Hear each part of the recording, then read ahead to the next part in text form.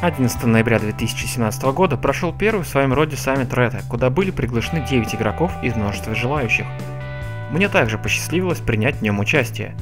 К сожалению, из-за проблем с рейсами мне удалось прилететь только в день саммита, отчего я пропустил первые его часы, вводный брифинг и небольшую презентацию о будущем игры. В аэропорту меня встретил Рета Блиц, один из ведущих программистов.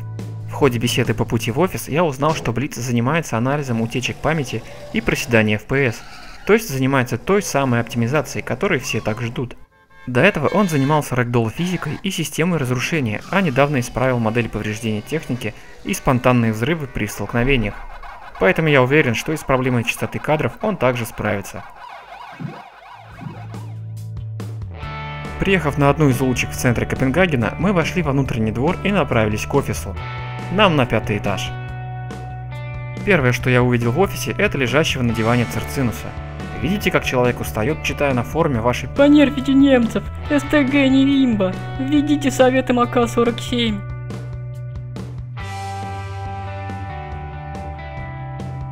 Спустя 10 минут начался тур по студии, в котором мы осмотрели весь штаб героев и генералов. Каждый показывал и рассказывал, чем он занимается в команде.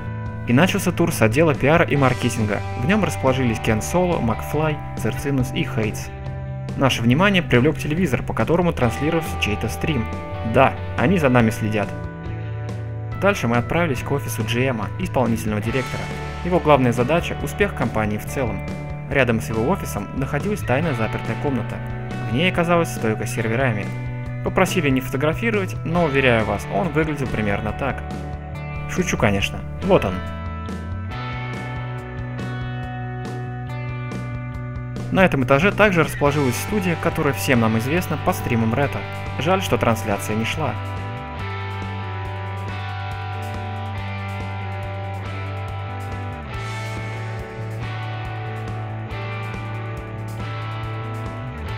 После студии мы спустились этажом ниже, где непосредственно и создается сама игра.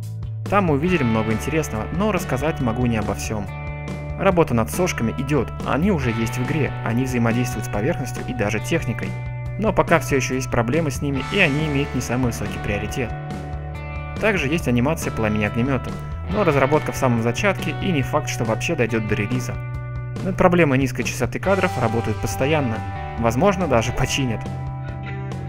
Советом ведут звезду смерти. Ну а художники работают над новой картой.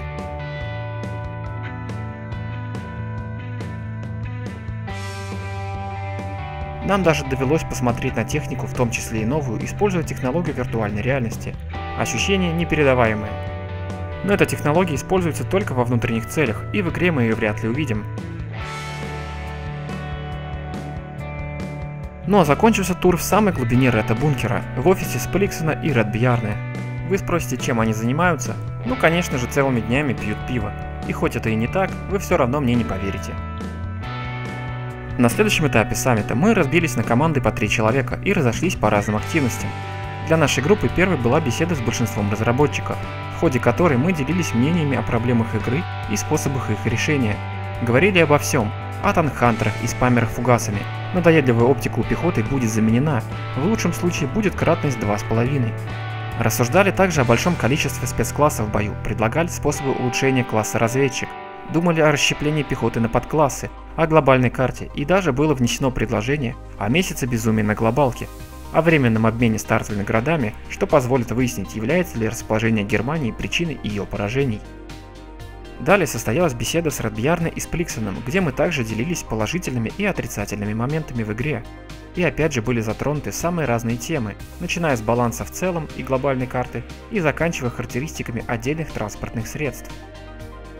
Последним этапом стала игровая сессия, где каждый из нас не просто рассказывал про положительные и отрицательные стороны, но еще и показывал их. Ну а после этого боя нам довелось поиграть на новой карте и оценить новые погодные условия. После небольшого перерыва состоялась заключительная речь, которая подвела итоги этого довольно насыщенного саммита. Ну а дальше мы все отправились в бар неподалеку, где продолжили беседы уже за бокалом пива.